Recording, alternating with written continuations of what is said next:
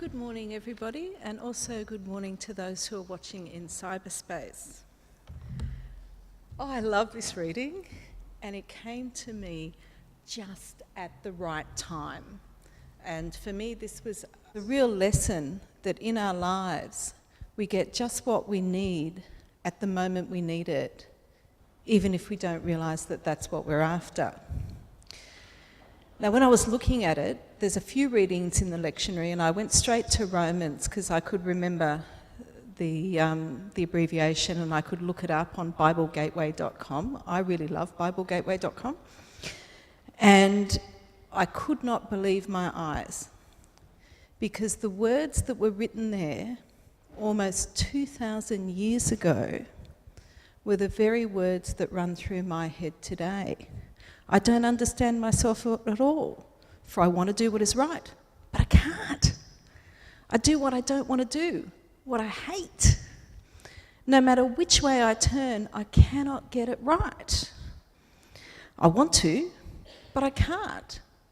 And I want to do good, and I don't. And when I try not to do wrong, I do it anyway. I love to do God's will so far as my new nature is concerned. There's something else that's deep inside me, my lower nature, that's at war with my mind and that wins the fight. For me, this was like a stream of consciousness live feed. And those words are really familiar to me. And I was just in shock. I tried to look at another Bible verse, and then I just thought, well, no, this is the one we're going to look at today. And I think it's something that touches a lot of people's lives today. For me, Paul was talking about the struggle for control over your life and the complete and utter futility, the uselessness of trying to run your life yourself, to control your life yourself, and say how everything has to be. I've struggled with the issue of controlling my life, well, my whole life, but I've been looking at it really consciously for about the past 20 years. And my story goes like this, and this is what plays out very much in my head. If I can control everything that goes on, there won't be any mistakes. It'll all operate perfectly. And then because it operates perfectly, I'm going to be enough. And then people will love me. So that's what goes on for me. And then there's another twist that helps me even less, really, which is that only I can do this and I have to do it myself. And absolutely no one can provide any help. I can do it better, faster, quicker, whatever, than anybody else, and I can do it all myself. Now, there's only one problem with this perfect picture, which is that it doesn't actually work. And it has never worked. And so, when I've been looking at this, part of myself can see that my life is too big and complex for me to control everything in it. There's too many random parts. I can't control everybody around me. I can't have the Sunday school desk exactly how I want, and it's going to be messy because kids don't do craft in a tidy way, and things will drop to the floor. And at meetings, people will sit with their pads of paper turned onto the side, and the pens will be all messy in the middle, and things won't be nice and neat and ordered. This is where I've got some probably borderline OCD issues there. I acknowledge that. Yet at the same time, you'll laugh. I'll tell you this: my home is completely unorganised with crap everywhere. So that's quite another issue. So I've just completely given up trying to control that. And so what I have noticed is that periodically in my life, I have managed to hand over control of my life and not run it myself. And when I do, it runs remarkably smoothly and good things happen. And I've noticed that when I try and control my life myself, I'm limited to living in a way that my mind can actually understand. So I'm very narrow, and I've shut myself off to all the possibilities of wonder that could exist if I let God have a go. Because I believe you can only do what you can see or what you have seen, what the examples before you are. Which is why Jesus and God are such powerful examples in Christianity. They show us a different way to live that we in our minds haven't contemplated before. And so I know that I'm big in getting outside help when I confront issues I haven't seen before. And when I had Lils, I was working, and then I had a small child. I was about to return to work full-time, and I'd never seen a female lawyer who went to work with a child or had a child. Literally, I'd seen one female lawyer become pregnant before me in the probably 18 years I'd been practicing, and she came back to work 10 days after the birth. Way to go for an example.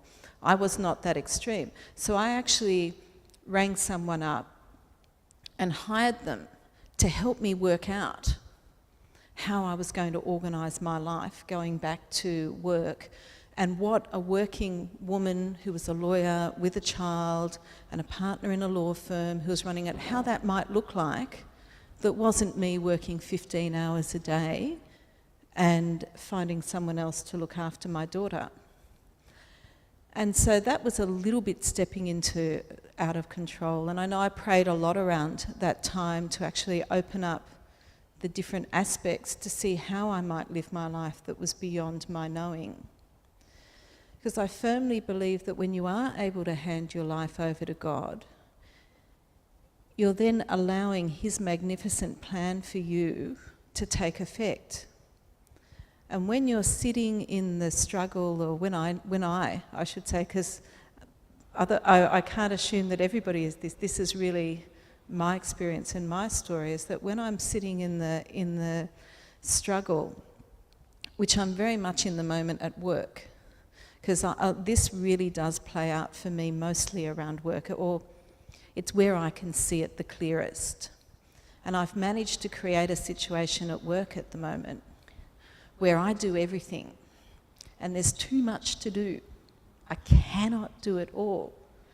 Yet I think nobody can do it better or faster or cheaper than I can, which might be true if there was only some of them.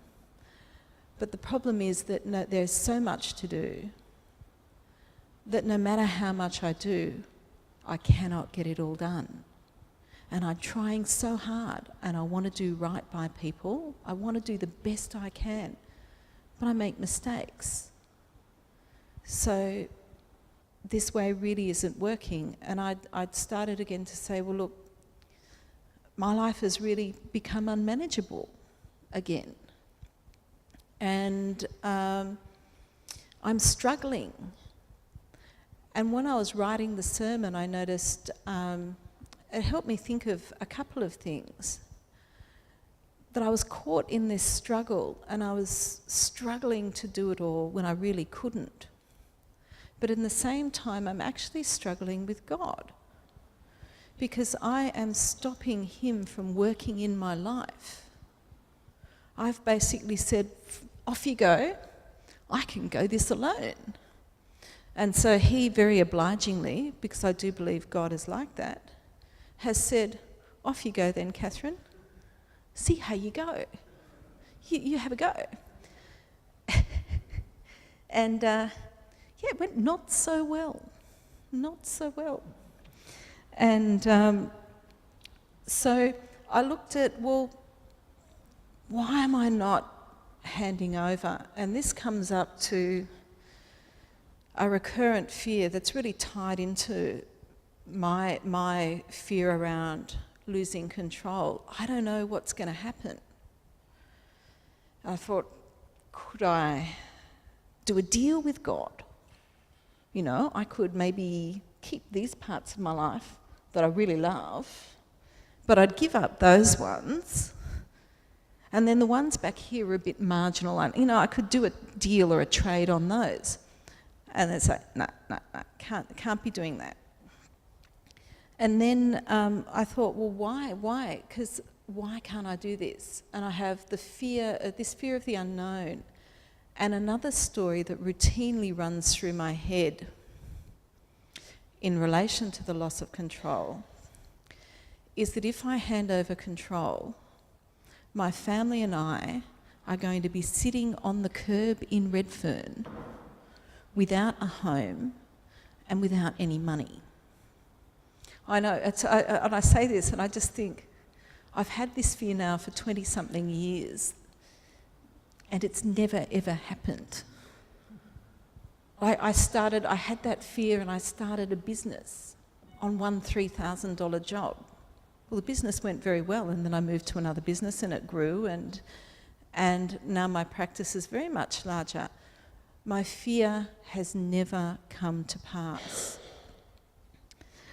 The other thing I noticed when I was writing the sermon is that when I'm locked in this fear and this cycle of struggle, I never even contemplate the magnificence and the wonder and the good things that might come if I actually did hand over control.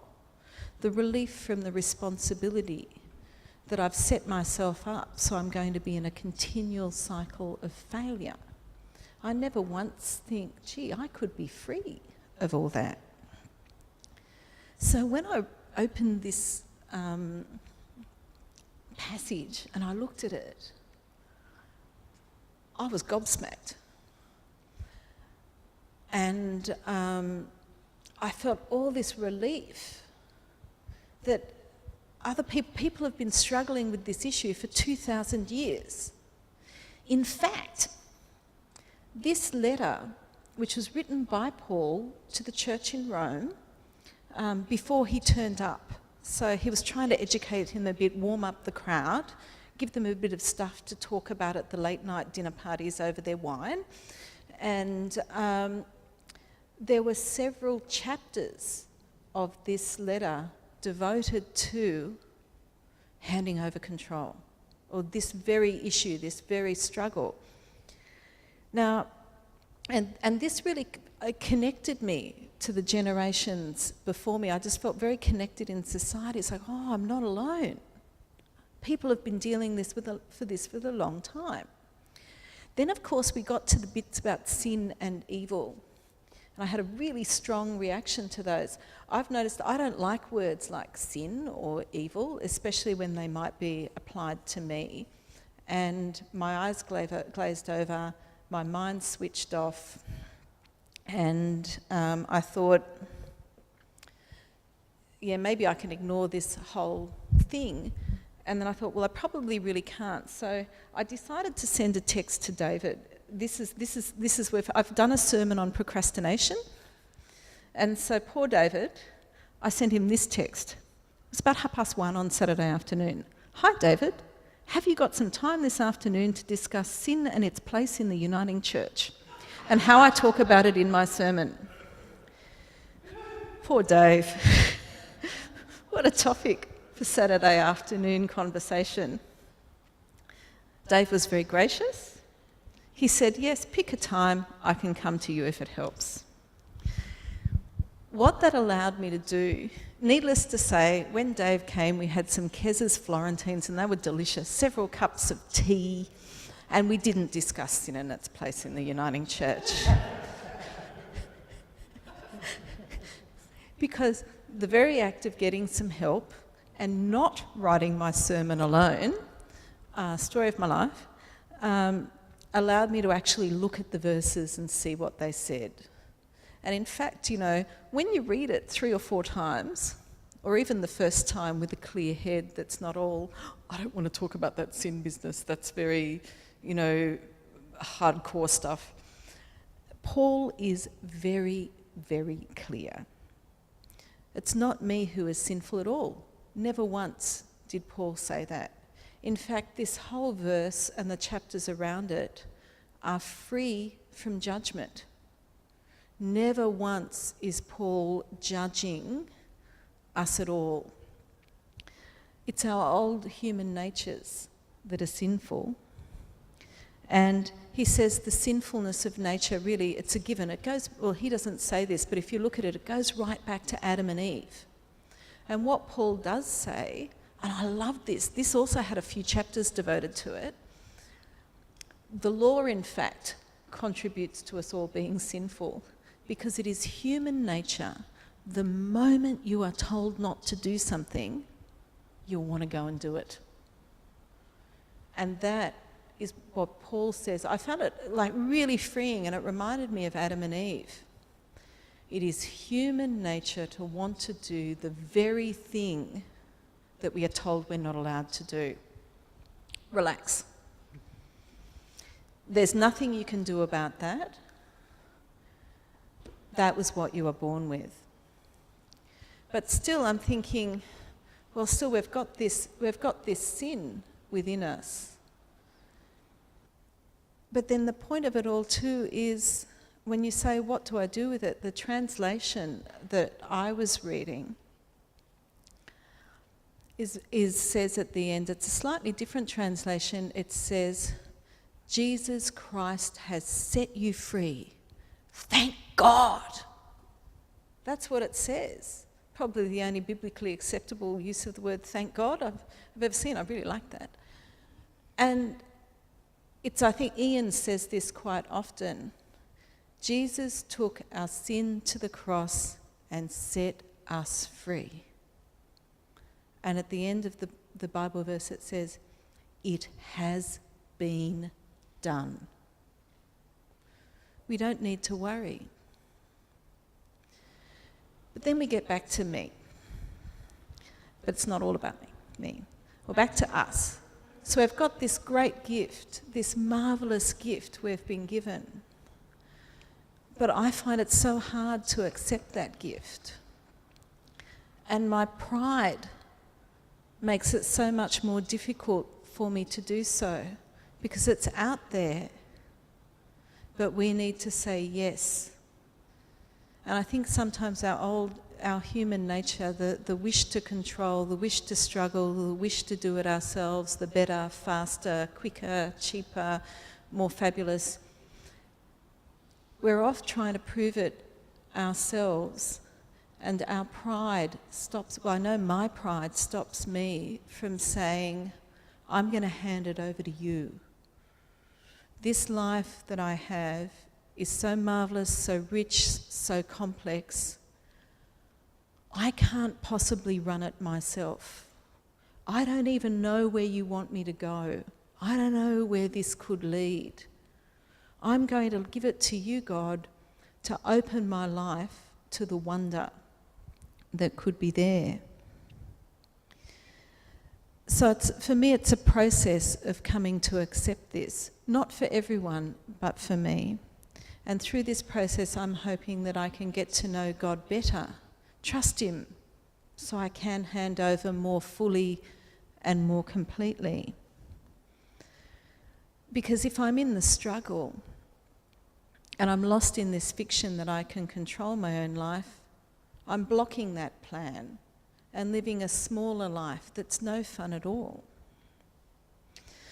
This concept of handing your life over to God is a very powerful one.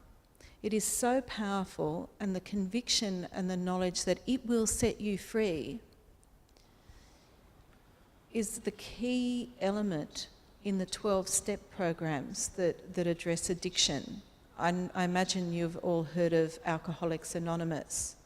There's about 10 or 15 other groups that deal with this, that deal with all manner of addictions, from work to food to gambling, all sorts of them. And the handing over control of your life is actually specifically devoted to the first 3 steps. 1/4 of the steps are devoted to handing your life over to God and letting Him run it. The other 3/4 are all practical tips on how to do it. So this idea is so important and key, and it so changes lives that it is the centre of the 12-step program. So to conclude, you've got a prayer on your table, and I'd like you to join with me in saying this prayer. It's a beautiful prayer, and it's written specifically for the purpose of handing your life over to God. And it's the 3rd step prayer from Alcoholics Anonymous. Now I've left the these and the thous in it because it's a little bit old-fashioned, but I think it's very, very beautiful. So let us pray. God, I offer myself to Thee to build with me and to do with me as Thou will. Relieve me of the bondage of self, that I may better do Thy will. Take away my difficulties, that victory over them may bear witness to those I would help of Thy power, Thy love, and Thy way of life. May I do Thy will always. Amen.